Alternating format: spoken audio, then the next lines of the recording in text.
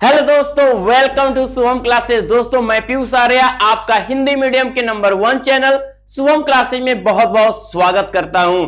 तो मेरे प्यारे विद्यार्थियों, जैसा कि आपने पढ़ा एक्टिव और पैसिव, यानी एक्टिव को कैसे पैसिव में कन्वर्ट करते हैं, तो बेसिक रूल आपको समझने यानी सीखने के बाद जो रहा 2 मिनट का जादू, यानी मात्र तुरंत 2 मिनट में आपने उसको सीखा।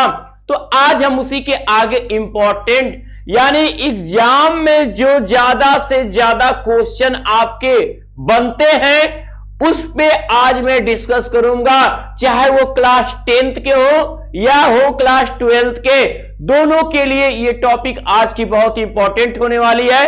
तो अब वीडियो को शुरू से अंत तक जरूर देखना। तो चलिए हम शुरुआत करते हैं आज के सेशन की।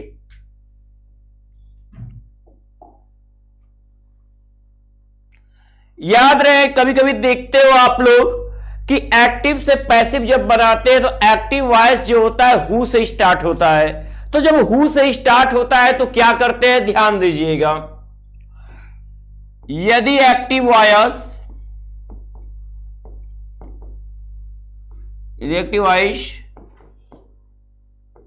हु से शुरू हो,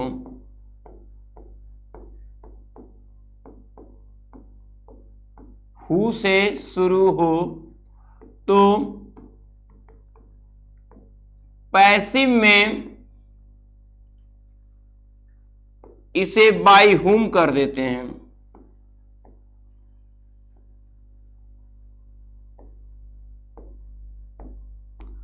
बाय हुम कर देते हैं, ठीक है। अब ध्यान देना, अब हम बनाते हैं आपका क्या एग्जाम्पल।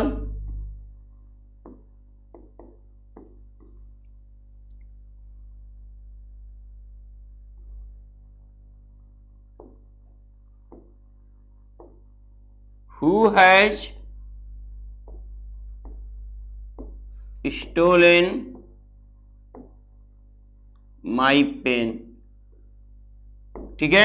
ये एक्टिव है, इसका हमें बनाना पैसिव है। एक्टिव है, बनाना पैसिव है, ध्यान दीजिएगा। Who has stolen my pen, मेरे कलम को कौन चुराया है। तो अगर सेंटेंस आपका हु से शुरू हो, कुछ नहीं करना है, ध्यान बस दीजिएगा। जहां हु लिखा है ठीक उसके नीचे करिए बाय हुम, पहले बाय हुम। और याद रहे, अगर हु वाले सेंटेंस में सहायक क्रिया हो तो ठीक न हो तो भी समझना कि वहां पे क्या होगा, इज एम आर या वाज वर होगा। अगर सहायक क्रिया न होती है तो प्रेजेंट इंडेफिनिट या पास्ट इंडेफिनिट होने पे तो बाय हुम के बाद सहायक क्रिया जरूर आएगी। तो सहायक क्रिया किसके अनुसार लगती है, सब्जेक्ट के अनुसार। तो पैसिव में सब्जेक्ट बनता कौन है, जो एक्टिव वॉइस का ऑब्जेक्ट होता है, यानी my pen. Who has stolen my pen, क्या चुराया, माई पेन। माई पेन है ऑब्जेक्ट। ऑब्जेक्ट को जब सब्जेक्ट बनाएंगे तो उसके अनुसार यहां सहायक क्रिया प्रयोग करेंगे। तो सहायक क्रिया हैज है, तो जब एक्टिव वॉइस में हैज है आता है तो उसकी सहायक क्रिया पैसिव में हैज बीन और हैव बीन बनती है। तो जब माई पेन यहां पे हम लेकर आएंगे कि माई पेन, तो माई पेन सिंगुलर हो गया, और तो इसके साथ हैज बीन, तो चूंकि इंट्रोगेटिव है तो हैज को सब्जेक्ट के पहले और बीन को सब्जेक्ट के बाद लिखेंगे, ठीक है। और जो मेन वर्ब का third form, already main verb का थर्ड फॉर्म दिया हुआ है, ठीक है ना, ये ध्यान देना। बाय हुम, माई पेन को सब्जेक्ट बनाया, सहायक क्रिया हो गई माई पेन। हैज बीन तो हैज को सब्जेक्ट के पहले, बीन को सब्जेक्ट के बाद, अब मेन वर्ब का थर्ड फॉर्म। आते हैं नेक्स्ट रूल पे। अब यहां लिख रहे हो कि रिप्लेसिंग बाई, ठीक है, बाई को हटाकर, यानी अब प्रीपोजिशन हम जब एक्टिव से पैसिव बनाते हैं तो कहां पर हम रोज यही बात कर रहे थे, तो कहां पे हम जो है बाई न लगा के दूसरे प्रीपोजिशन का प्रयोग करते हैं, तो जानने के लिए हम अब देखेंगे ये रूल। देखो, यदि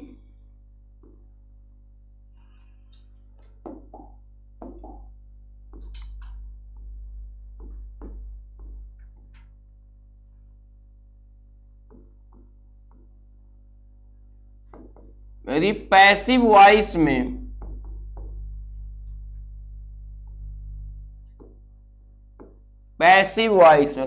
अभी बता रहे हैं क्यों एक्टिव नहीं लिखे हैं। यदि पैसिव वॉइस में नोन या ओब्लाइज्ड आ जाए, नोन या ओब्लाइज्ड आ जाए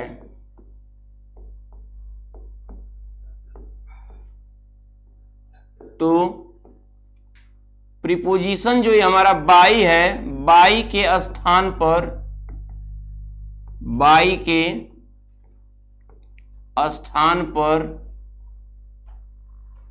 टू का प्रयोग करते हैं, बाई के स्थान पर टू का प्रयोग करते हैं।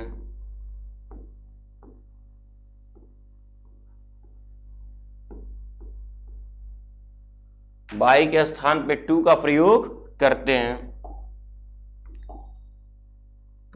एग्जाम्पल आपके लिए देखिएगा, एवरी वन नोज मी, सभी व्यक्ति हमको जानते हैं। ठीक है, एवरीवन नोज मी हमें बनाना इसका पैसिव है। यदि पैसिव वॉइस में नोन आ जाए या ओब्लाइज्ड आ जाए तो हम क्या करते हैं, बाई के स्थान पे टू का प्रयोग करते हैं। अब याद रहे कि अब कैसे हम बाई के स्थान पे टू लगाएंगे। हमने कहा पैसिव वॉइस में, क्योंकि थर्ड फॉर्म देख रहे हो, known third form, obliged third form है, तो जाहिर सी बात है कि पैसिव में ही थर्ड फॉर्म होता है। तो पहले हम एक्टिव वॉइस को पैसिव में बदलते समय जो मुख्य 3 नियम है उनका प्रयोग करें। सब्जेक्ट को आप ऑब्जेक्ट बनाइए, ऑब्जेक्ट को सब्जेक्ट के स्थान पे लाइए, और जो मेन वर्ब हो उसका थर्ड फॉर्म यूज करिए, और सहायक क्रिया जो लगनी उसको लगाइए। तो एवरीवन सब्जेक्ट है, मी हमारा ऑब्जेक्ट है, नोज हमारा मेन वर्ब है। मी को हम लाएं एवरीवन की जगह तो क्या हो जाएगा, आई। मी ऑब्जेक्ट था, आ गया सब्जेक्ट की जगह। अब ये सब्जेक्ट चला गया ऑब्जेक्ट की जगह, तो एवरीवन है तो एवरीवन ही रहेगा। ठीक है, अब ये यस या ईएस सहायक क्रिया नहीं है, तो या तो सहायक क्रिया नहीं है, प्रेजेंट इंडेफिनिट है, यस या ईएस है, तो प्रेजेंट इंडेफिनिट के पैसिव में सहायक क्रिया आपको बताए उसके अगले टेंस की यानी इज एम आर लगेगी। तो आई के साथ एम, जो वर्ब रहता है उसका थर्ड फॉर्म नोन। अब जब पैसिव वॉइस में नोन या ओब्लाइज आ जाए तो जहां प्रीपोजिशन आप बाई लगाते थे वहां पे बाई न लगा के आप टू लगाओगे। ठीक है, नोट डाउन। ऐसे ही अगर ओब्लाइज है तो ओब्लाइज्ड हो जाएगा, तो वहां पर भी ओब्लाइज्ड के बाद आप बाई न लगा के टू लगाओगे। इसको आप नोट कर लो।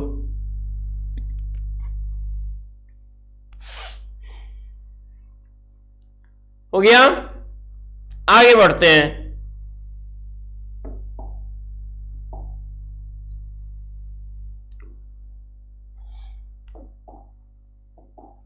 यदि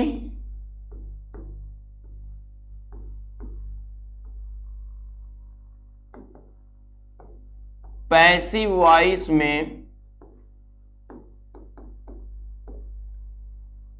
वर्ब, यदि पैसिव वॉइस में वर्ब, कौन सा वर्ब बात हो रहा है ये ध्यान देना है।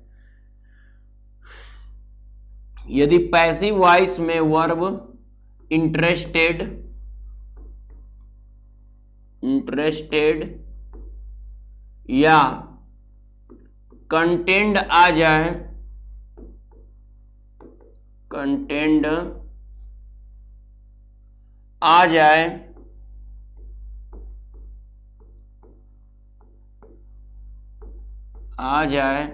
तो दोस्तों अगर आप क्लास 11 12 के स्टूडेंट हो या फिर इस साल 12th का पेपर दिए और आप 2022 में जेई के एंट्रेंस एग्जाम को क्लियर करना चाहते हो तो आप सभी के लिए एक बहुत बड़ा अनाउंसमेंट है। जैसा आप सभी को पता है कि अभी जेई के रिजल्ट जारी हुए हैं और जो बच्चे ने ऑल इंडिया रैंक 1 हासिल किया है वह अभी अनअकैडमी से पढ़ाई करता था। साथ में 3 ऐसे स्टूडेंट हैं जिन्होंने 100% स्कोर किया है और बहुत सारे स्टूडेंट जो बहुत अच्छे मार्क्स लेकर आए अनअकैडमी से पढ़ाई कर कर। अगर आप भी चाहते हो इंडिया के टॉप एजुकेटर द्वारा लाइव पढ़ना, अनअकैडमी के बैच को ज्वाइन करना, तो आपको मैं बता दूं 1 अक्टूबर से पहले आप ज्वाइन करना, क्योंकि उसके बाद सभी बैचेस की प्राइस बढ़ने वाली है और यहां पर आपको इंडिया के टॉप एजुकेटर लेसन 1 से स्टार्ट करने वाला है, क्योंकि 29 सितंबर से एक नया बैच शुरू हो रहा है, Excel batch for dropper JEE Mains and advance. अगर आप कोई भी सब्सक्रिप्शन लेते हो तो आप सभी एजुकेटर का लाइव क्लास देख सकते हो और सबसे इंपॉर्टेंट बात है आपका प्रॉपर सिलेबस टाइमली खत्म किया जाएगा, लाइव टेस्ट होगा, जो भी डाउट रहेगा आप पूछ सकोगे, आपकी पूरी कंप्लीट तैयारी कराई जाएगी ताकि आप भी बहुत अच्छे मार्क्स स्कोर कर सको। तो जितने भी स्टूडेंट देख रहे हैं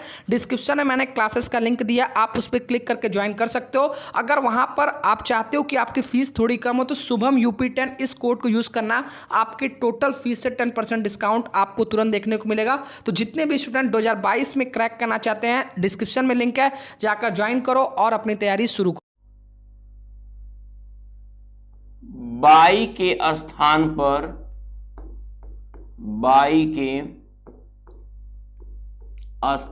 पर ठीक है, अगर इंटरेस्टेड आ जाए या कंटेंट रखना या रुचि रखना, बाई के स्थान पे हम प्रीपोजिशन इन का प्रयोग करते हैं। बाई के स्थान पे इन का प्रयोग करते हैं।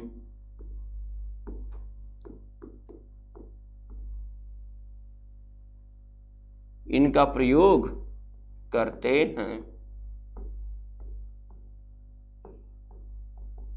देखिए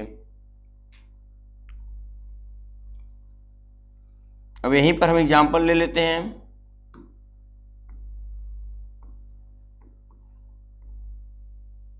ध्यान दीजिएगा, दिस केस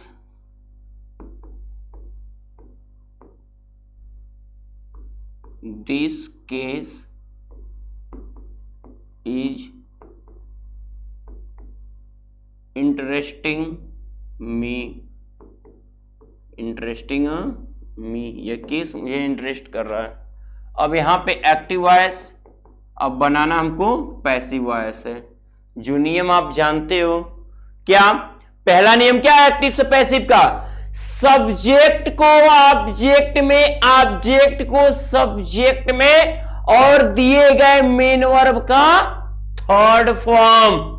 तो मी है ऑब्जेक्ट, लाएंगे हम यहां दिस केस के जगह बनेगा सब्जेक्ट आई हो जाएगा, दिस केस सब्जेक्ट जाएगा बाई मी के जगह तो दिस केस ही रहेगा, दिस केस। ठीक है, अब सहायक क्रिया की बात हो रही है। अगर इज और आईएनजी आता है तो प्रेजेंट कंटीन्यूअस होता है, उसकी सहायक क्रिया पैसिव में इज बीइंग, एम बीइंग और आर बीइंग हो जाती है, यानी इज एम आर के साथ बीइंग ऐड हो जाता है और जो मेन वर्ब उसका थर्ड फॉर्म कर दीजिए तो आई के साथ हो जाएगा एम बीइंग,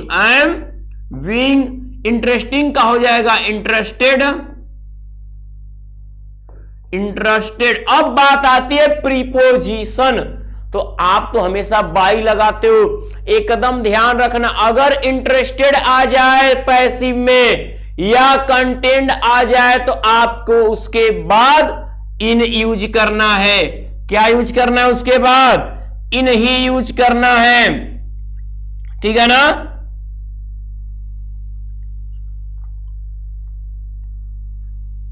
चलिए अब नेक्स्ट रूल पे आते हैं कि यदि, ध्यान दीजिएगा, यदि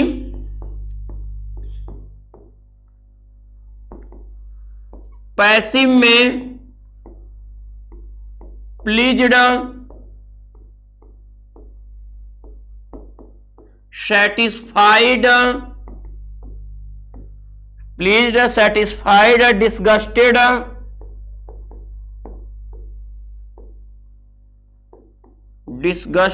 चार्म्ड,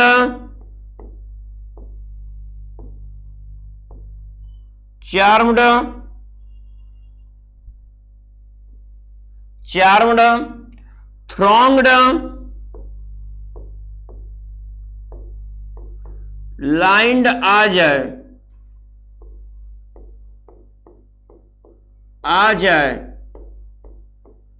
तो बाई के स्थान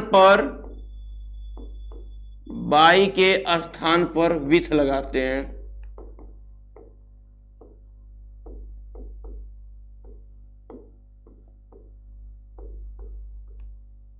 ठीक है, अगर पैसिव में प्लीज आ जाए, खुश हुआ, सेटिस्फाइड संतुष्ट हुआ, डिस्टर्ब नफरत हुआ, चार्म्ड आकर्षित हुआ, थ्रॉन्ग्ड भीड़ में हुआ, लाइंड पंक्ति में हुआ, अगर ऐसे वर्ब आते हैं या इनसे सिमिलर वर्ब आते हैं तो हम क्या करेंगे, हम प्रीपोजिशन बाई नहीं लगाएंगे, उसके स्थान पे प्रीपोजिशन विथ का प्रयोग करेंगे। तो एकदम आ जाइए एग्जाम्पल पे, एग्जाम्पल के लिए एकदम तैयार रहिए, नियम न भूलिएगा, क्योंकि ट्रेडिशनल नियम तो ट्रेडिशनल है। सब्जेक्ट को ऑब्जेक्ट, ऑब्जेक्ट को सब्जेक्ट, मेन वर्ब का थर्ड फॉर्म, सहायक क्रिया याद रखनी है। अब लीजिए, ये हमारा एक्टिव वॉइस है, मान लीजिए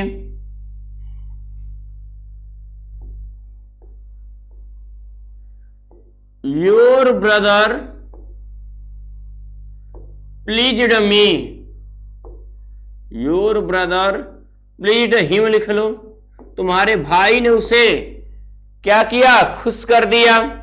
अब इसका जब पैसिव बनाएंगे तो पहले योर ब्रदर, कौन खुश किया, योर ब्रदर सब्जेक्ट, किसे खुश किया, उसे, हिम ऑब्जेक्ट, क्या एक्शन था, प्लीज, तो मेन एक्शन में सहायक क्रिया नहीं दिख रही है, तो मेन वर्ब का सेकेंड फॉर्म तो पास्ट इंडेफिनिट, तो उस पैसिव की सहायक क्रिया हमको याद हो लो, क्या, वाज और वर होती है, सहायक क्रिया ही इंपॉर्टेंट होती है, और बाकी तो नियम माइंड में कैद है। ऑब्जेक्ट को पकड़ के यहीं सब्जेक्ट की जगह छोड़ेंगे, तो जब हिम को यहां छोड़ेंगे तो ही बनता है, योर ब्रदर हिम के जगह जाएगा तो योर ब्रदर ही रहेगा, योर ब्रदर, योर ब्रदर। अब मेन वर्ब का थर्ड फॉर्म प्लीज्ड का वही होगा, लेकिन ही के साथ क्या होगा, वाज की वर्ड, तो was, he was pleased, he was pleased. अब प्लीज्ड आ गया है तो क्या हम बाई लगाएंगे, तो नहीं, प्लीज, सेटिस्फाइड, लाइंड और थ्रॉन्ग्ड आने पर, डिसगस्टेड आने पर, चार्म्ड आने पे बाई न लगा के प्रीपोजिशन विथ का प्रयोग करना है, तो हम यहां पे विथ लगाएंगे। Okay, note down. एकदम आप जितने अच्छे तरीके से समझेंगे या लगाएंगे आपको आएगा, ये तो पक्का है, ठीक है ना। चलिए अब हम आपके अगले रूल के तरफ चलते हैं, अगला रूल आपके लिए हाजिर है, चले हम ना, बताइएगा। देखिए हमारा हो गया, टू हो गया, इन हो गया, और आप जैसा कि देख सकते हैं विथ भी हो गया, ठीक है। तो अब क्या नहीं हुआ है उसके बारे में देखेंगे।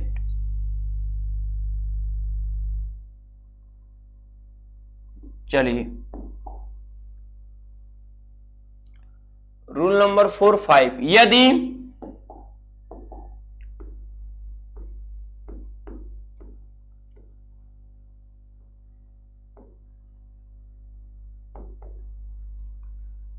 पैसिव में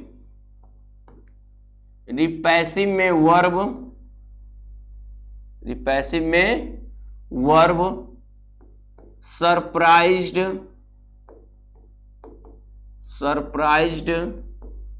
एस्टोनिश्ड,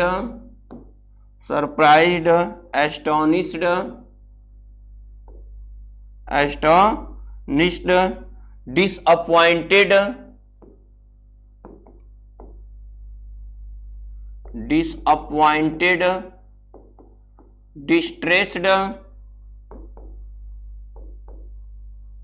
डिस्ट्रेस्ड, अलार्म्ड,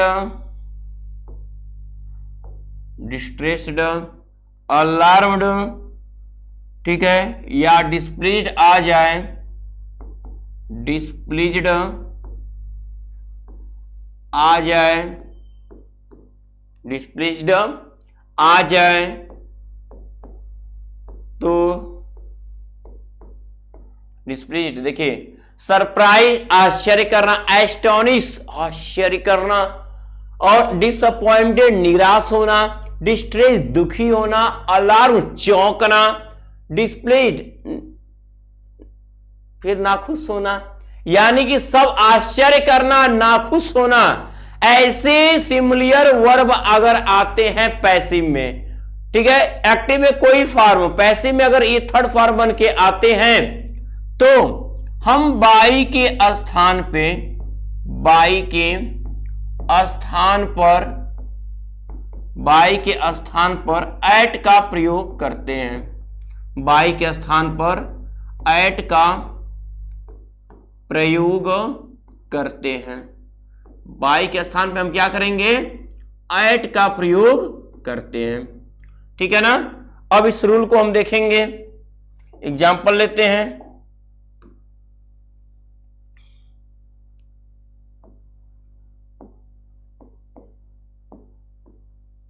देखिए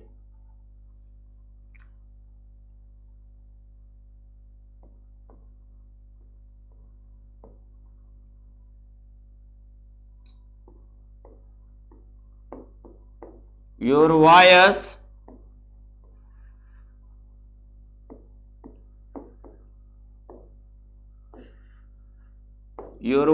सरप्राइज्ड मी, एक्टिव बनाना है passive, your voice surprised me, तुम्हारी आवाज ने मुझे आश्चर्य में डाल दिया, subject main verb object, object को पकड़ते हैं, आ जाओ आ जाओ आ जाओ आ जाओ, हाँ यहां आया मी बन गया आई, योर वॉइस को उठाओ यहां पे रखो, ठीक है, यहां हो गया योर वॉइस।